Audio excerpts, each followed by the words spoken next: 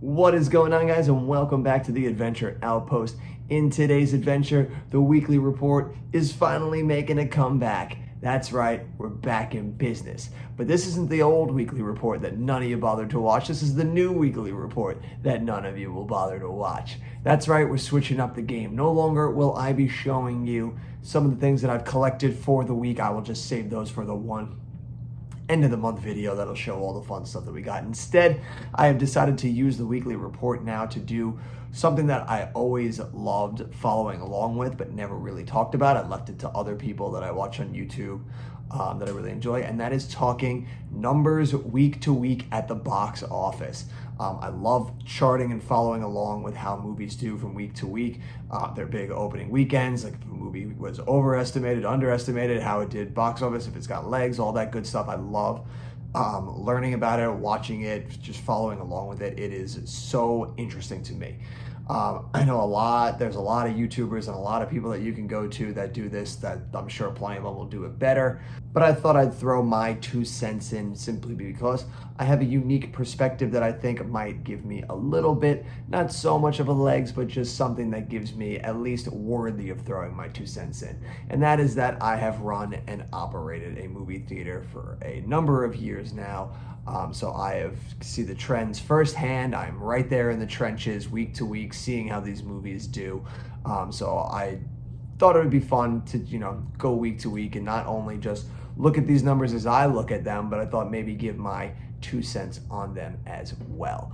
And of course, I picked the best time to start doing this right at the tail end of the summer when it's about to become into the biggest lull of the year while we wait for our holiday movies. But this is a good time to start getting some rhythm on there. And so we're going to start with this past weekend. Now we pull up the chart and we have the first top 5 movies. We have obviously the big winner of the weekend is the newest movie to drop for the summer of 2022. It is the last big movie of summer 2022 to come out, and that is Bullet Train, the Brad Pitt ensemble action kung fu bullet movie, whatever the hell you want to call it. It was a wild ride that came out this weekend, opening to the tune of $30.125 million, which is not too shabby for Bullet Train. I'd say that's a big win in their book, especially for Bullet Train. That's a movie that came right in on estimates. They were estimating somewhere around a $30 million opening weekend, and it was right on the money. It helped that the audience score was pretty good for the movie. People had some solid word of mouth from it. There were some middling reviews, but I think for the most part, even with the middling reviews, the positives outweigh the negatives. And I think that definitely helped put some butts in the seats over the weekend. It was an interesting clientele that was coming in. Normally with a movie like this, you don't really know who exactly is going to come in for it, because obviously you get your usual, males 18 to 34 coming in. We had plenty of those coming in through the weekend. But we also had some older couples, like senior couples coming in. We had for it coming in. You just had your middle-aged couples coming in for it. Not many young kids for it. It was funny because normally, like, you could always groan when you see an R-rated movie coming out because you're like, great, here we go. Who's fucking sneaking in this weekend? But there weren't really any kids trying to sneak into Bullet Train. It's never really a good sign for a rated R movie if you don't have at least some kids trying to finagle their parents to take them to go see this movie and sneak them in. It still did solid. I mean, my theater is hard to tell with a movie like this because this plays much better, I think, on bigger formats. And my theater doesn't have the big formats like Prime or Dolby, IMAX, any of that stuff. We are a simple, standard, run-of-the-mill theater, just simple screens to come in and watch. So we don't, we do well still, but it's just not as like every show that you would see at some bigger theaters. But it still did enough to warrant getting to see the type of clientele that would come in for this. And it skewed older. It was an older crowd coming back in here for this movie, which it's been a testament to see the old people coming in this entire summer, because they have just flocked back to the theater, like especially at my theater. Top Gun continues to sell and do business. Elvis continues to sell and do business. We just lost the movie, but for the entire run that we had it, Where the Crawdads Sing was doing business. At least 20 to 30 people every show. And for the longest time where you were doing, less than 10 people a show for years since coming back post-COVID. To having 20 people every show for almost 2 months straight is a huge, huge win. Rounding out the rest of the top 5, we have DC Super Pets dropping down to number 2 in its second week with a drop of 51%. It raked in $11.2 million for a total domestic gross of $45 million. Not terrible, but definitely probably not what they were hoping for with the brand that they had going in with DC and Kevin Hart and The Rock. But it just goes to show that not everything is infallible. Some things can drop, and I think it was definitely a overload of animated features for the summer that probably definitely hurt the total for this movie. I think parents' wallets were just tapped. I mean, you had the insane business of Minions. You got plenty of parents that had to take their kids to Thor, and then not that a lot of people went to it at my theater at least, but you had Paws of Fury. So you had a lot of kids stuff to choose from for the entire month of July, and I think DC Super Pets just had the unfortunate incident of being the last one to the party, one man too late to the party, and they just weren't able to get a little bit more of that business that they were hoping for to break even. I still think this movie will end up making a profit in the long run, but it's definitely not going to be as exciting as they were hoping that it would be. Nope takes third in its third week with a drop of 54%. It tacks on $8.5 million for a total domestic gross of $97 million, inching very close to that domestic 100 million blockbuster status. I'm sure after this weekend, this next upcoming weekend, we've got nothing else coming out big for the month of August. So all of these leftover titles from July now pretty much have all of August to just rack up as much money as possible to just like pad up their totals before they get taken out of theaters. So Nope will definitely cross that 100 million threshold. In week 5, dropping down, I think it was number 3 last week. I could be wrong there. But in 4th place is Thor: Love and Thunder with a drop off of 42%, taking $7.6 million, making its domestic total at $316 million. That Thor is something that is just definitely not hitting up to the expectations that I wonder if they were hoping for. I mean, obviously with a Marvel movie, it's doing the business, it's definitely going up there, but I wonder if they're taking a look at this model and seeing that we are not hitting the targets that we were hoping for with these movies. Like these, you would think that these movies would be shoo-ins to hit that $1 billion mark, and they are struggling. I mean, Doctor Strange almost got there, but it was just under. Thor: Love and Thunder, it looks like it's going to pad out underneath Doctor Strange. I don't know if it's going to have the legs to overtake it. So these movies missing out on that $1 billion club, and especially in a year, this year, that has shown movies that have the sustainable growth that just Marvel doesn't have. I wonder if it's time to go back and take a look at the release strategy, take a look at what they're doing, and seeing if there isn't some spots where we can kind of tweak the formula and see if we can get back to those highs of the phase 2 and 3 era of the Marvel, when they couldn't do any wrong. Everything was just raking in billions of dollars. I wonder if they're going to go back to the drawing board and see if there's not something that can be done there. Rounding out our top 5 is the Minions: Rise of Gru in its 6th week with a drop of 35%, taking in $7.1 million for a total domestic gross so far of $334 million. It is wild to me that the Minions, of all things, is beating Thor right now at the domestic box office. I would have thought that Marvel, especially Thor, with how beloved Chris Hemsworth seems to be, that they would fly right past Minions, but it just goes to show that you can never be certain at the box office. The box office does not listen to your trends or does not listen to what you enjoy. It will ruin you time and time again with your best guesses. And Minions right now got a decent little lead on them. Not much, easily Thor can still overtake it in the long run. But the fact that Minions right now is at a cool $334 million, my God, the Minions just cannot be stopped. I personally cannot fucking stand the Minions. But it speaks to kids. Kids come out in droves. The Gentle Minions came out in droves, and they really made this movie an absolute winner for Universal. I absolutely hated working the movie, but Universal did a great job at marketing the shit out of that movie and making sure that it ended up doing some big business this summer, because it did some big business. Dropping in at number 6, the first time in its 11 weeks that it's been out. Think about that. Top Gun has been out for 11 weeks, and this is the first time that Top Gun is not in the top 5. That is absolutely insane. You need to take a minute and just appreciate how fucking incredible that is. Like, just a round of applause for fucking Top Gun, because movies do not do that anymore. That is a fucking anomaly.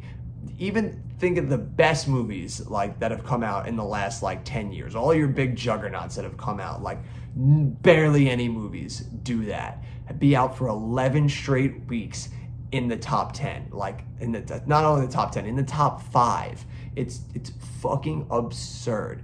It's just a testament to the power of this movie, and I couldn't be happier with its success. I was so worried in the beginning of the year that this movie was going to get lost in the shuffle with all the ridiculous Marvel and dinosaur and stupid shit that was coming out, and I am so happy that this movie has had the success that it has had, that it is not only the highest worldwide movie, but is also the highest domestic movie right at the moment, and I hope it continues that climb, and I hope we end the year with it at number 1. We may not. It all depends on how Avatar 2 does. But right now, Top Gun is in a fucking league of its own. But in week 11, with a 16% drop off in week 11, it's again just fucking insane.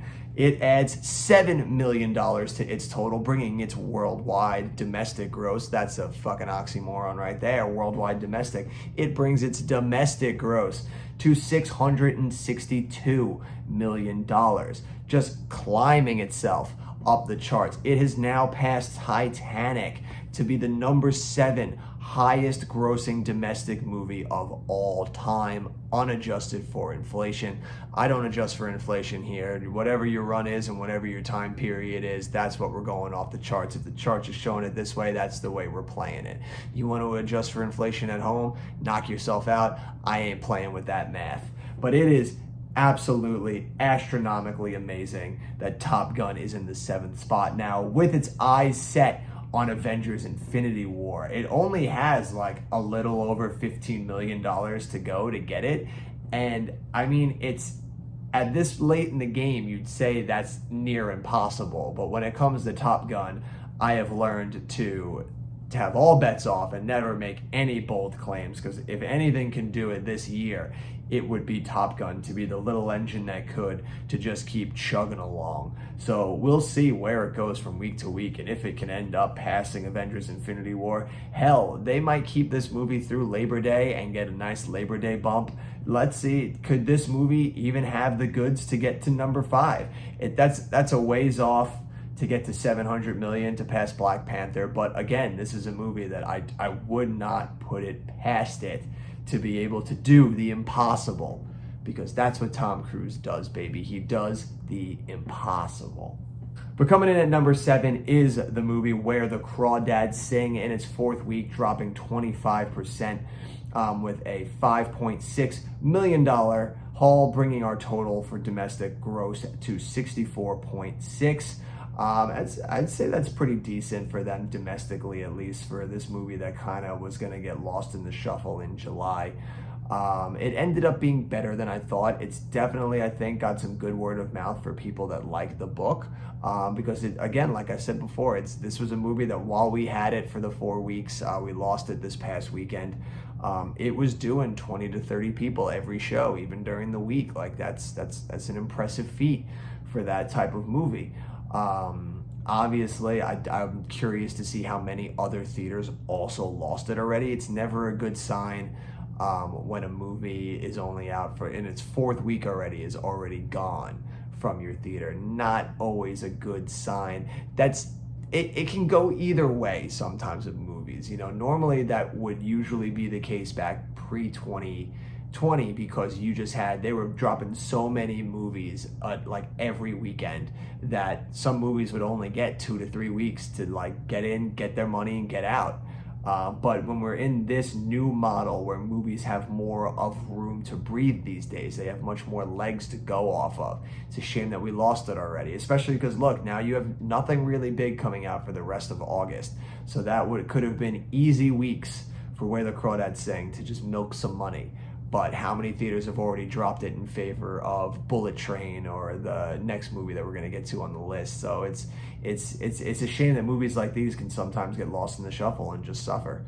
But coming in at number 8 in its first week is Easter Sunday. Never a great sign when you're debuting outside of the top 5. Never a place you want to be on your opening weekend. But Easter Sunday comes out with a haul of 5.2 million. I forget what they were forecasting that movie to do this weekend. I don't think it was a lot. At my theater chain, they were not expecting a big haul at all.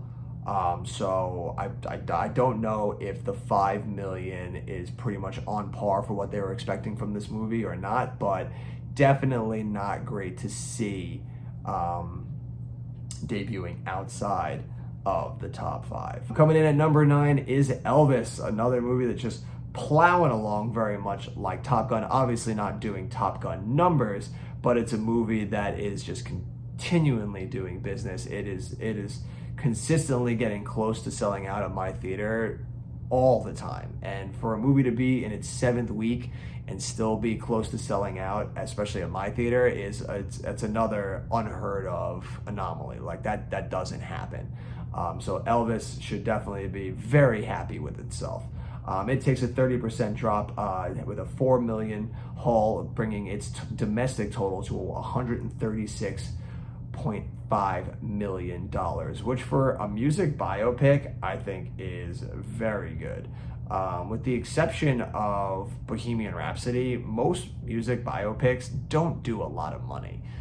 So for Elvis to put up domestically a blockbuster status numbers, I think that's very good. And especially for the length of this is a long movie. It's 2 hours and 40 minutes. So it's still to be pulling in that kind of money for a movie that's that long and as kinetically just all over the place as that movie is, it's a testament to the word of mouth of people being like, you got to go see Elvis, that it was able to put up that kind of number. And finishing us off in the top 10, at number 10, also in its 7th week, The Black Phone taking a 42% dip, adding $1.4 million to its domestic total of $85.8 million. Don't think it's going to have that last bit of legs that it needs to get itself to $100 million, but still $85 million for The Black Phone is, I think, a huge achievement for that movie. I'm sure that movie cost peanuts to make, so I'm sure they are raking in a profit right there and should be very happy with that total. We've got a bunch of major shakeups to the worldwide top 10 for 2022 so far. A lot of movies moving around in places, getting close to that $1 billion postmark that everyone's looking to get to. If we take a look at the chart right now, Top Gun still number 1, $1.3 billion. That movie is just fucking clawing along, man. It's incredible that it is neck and neck, domestic and foreign wise. Like domestically, it's made 662 million. Foreign is 690 million. That's just insane. That it's just been so evenly matched all over the world. I keep saying the movie's an anomaly, and that is definitely holding strong for everything. It is just incredible, just what that movie has done to the guests. Passing Doctor Strange. Doctor Strange has been at number 2 since Top Gun took number 1, but now it's dropping down to number 3 with Jurassic World Dominion taking the 2nd spot with 960 million worldwide, inching ever closer to that $1 billion mark. Does it have the last 40 or so million dollars left that it needs to get to that billion? That remains to be seen. We lost it at my theater. We lost Jurassic World at about 2 weeks ago.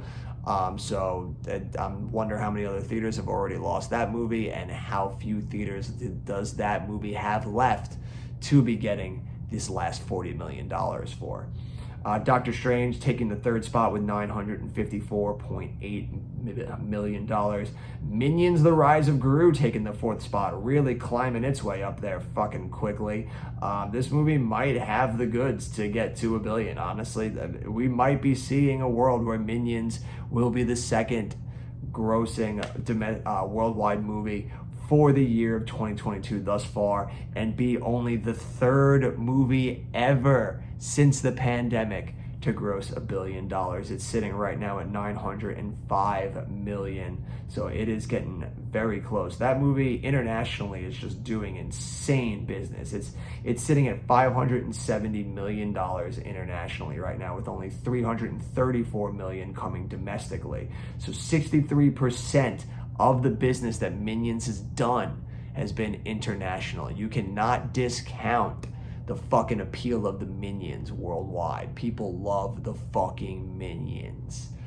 The Batman dropping down to fifth place with its $770 million total. It seems as we have more and more movies coming out that just keep doing better and better as we get further and further away from the worries of that winter pandemic. The Batman just keeps seeming to slip down the ranks. Hopefully it has the goods to remain in the top 10 for the entire year, but we will see how that shakes out come December.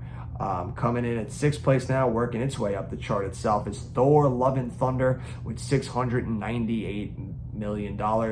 I wonder if that one has the goods to get past the Batman. It seems to be slowing down as it's been coming out. That one's another one, much like Top Gun, that's kind of evenly matched between domestically and foreign. 316 domestic, 382 foreign. So not too far off from each other, keeping it pretty even. But those totals are starting to slow down. Thor has not been doing amazing at my theater. It has the Marvel movies I've noticed, at least at my theater. I don't know how it is at other places, so I can't really attest to that. But at least at my theater, the Marvel movies have incredible opening weekends. And then after that opening weekend, it just becomes a ghost town. It still does business, but it's just few and far between what it was. You go from an opening weekend where every show is pretty much selling out to a second weekend where like maybe it's doing a third of the business.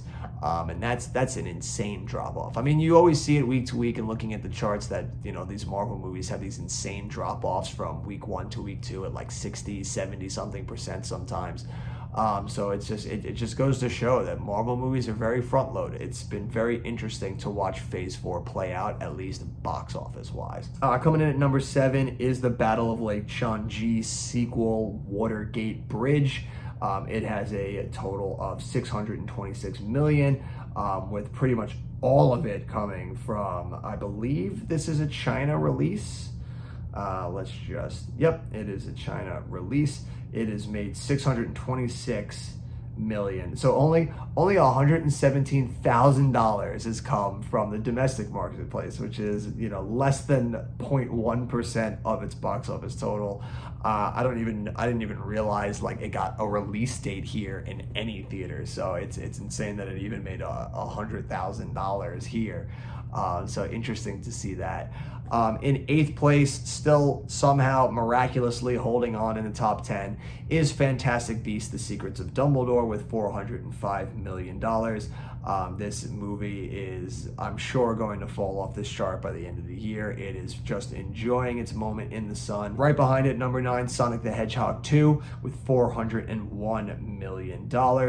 And rounding us out at number 10 is Uncharted, also with $401 million. And that's pretty much it for the opening weekend of August and our worldwide gross and where we sit at domestically and internationally and worldwide and all that good stuff right now. One of a fun little thing that I thought would be cool to look up, I was interested to see just how good of an opening this was for Brad Pitt, and if it ended up being pretty high up on the charts for his opening weekends of his entire filmography. And the results were interesting to say the least. I did not expect, I thought this movie definitely with his movies would have been in the top 10, and I was mistaken. Not so mistaken, he was just outside the top 10. We'll take a look here now. Bullet Train came in at number 11 for the biggest opening weekends for Brad Pitt in his career with $30 million.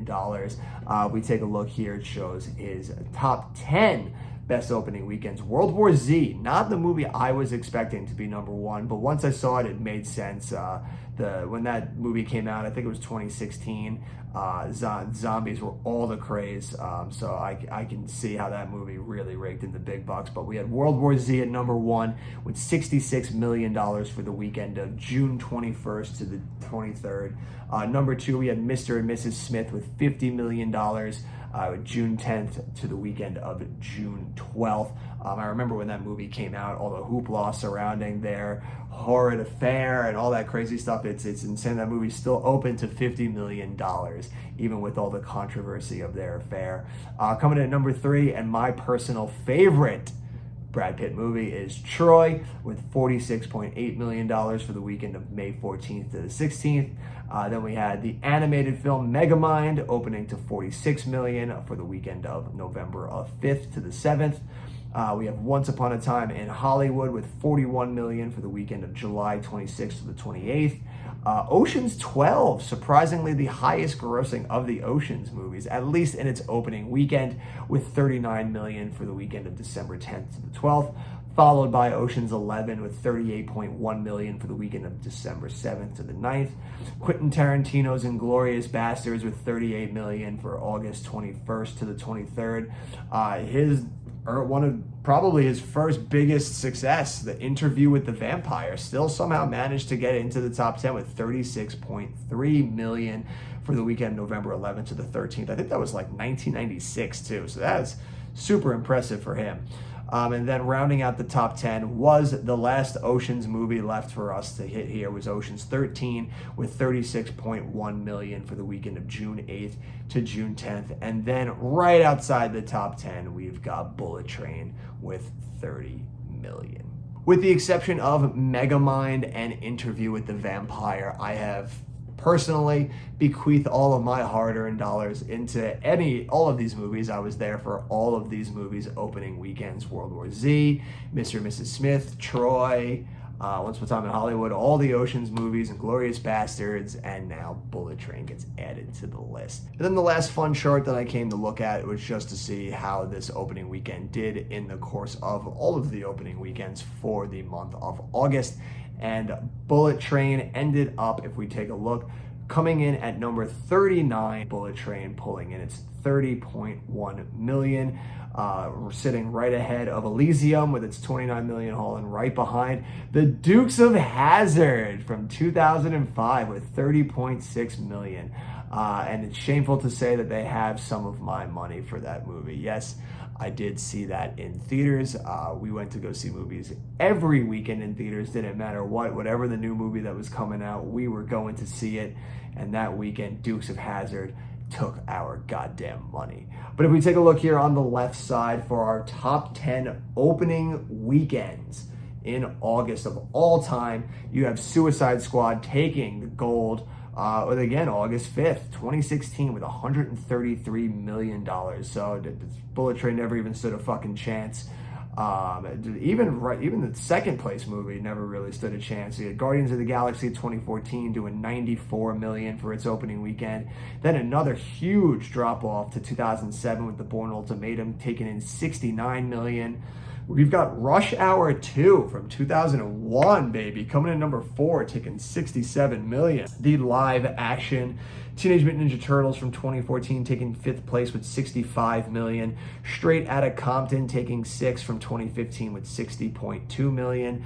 We've got Signs taking number 7 from 2002 with $60.1 million. We got Hobbs and Shaw taking 8th from 2019 with $60 million. Rise of the Planet of the Apes taking 9th in 2011 with $54.8 million. And G.I. Joe, The Rise of Cobra, rounding out the top 10 from 2009 with $54.7 million. A very wide range of movies. August is such a breeding ground for just throwing random shit in there and just seeing if it sticks and seeing what ends up being successful and breaking records and all that stuff. It's also incredible that all of these movies were all from like the first or second week of August. Like August is just like, get your stuff in early, because then they're just like nothing comes out after it. And I guess that's because even though here in New York, most people, all the kids don't go back to school, at least high school and below, don't go back to school until after Labor Day, but that is not the same for most of the country. I know a lot of places down south, they end up being back in school probably sometime next week already. A lot of colleges are going to start going back now within the next week. So it makes sense that all of these huge releases would be within like the first 2 weeks of August, because that's their last chance to get those big returns before a lot of the kids have to start going back to school. But that'll wrap us up here for this weekend, the weekend of August 5th to August 7th, with our last huge release for this summer season with Bullet Train. Welcome to the new weekly report. I hope you've enjoyed this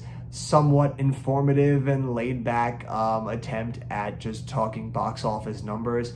If you caught Bullet Train this weekend, let's hear you down below. What'd you think of it and how'd you enjoy it? If you like hearing box office numbers and all that shit, let's talk box office numbers down in the comments. I love talking movies and how movies do theatrically, so I'm always down to talk about that.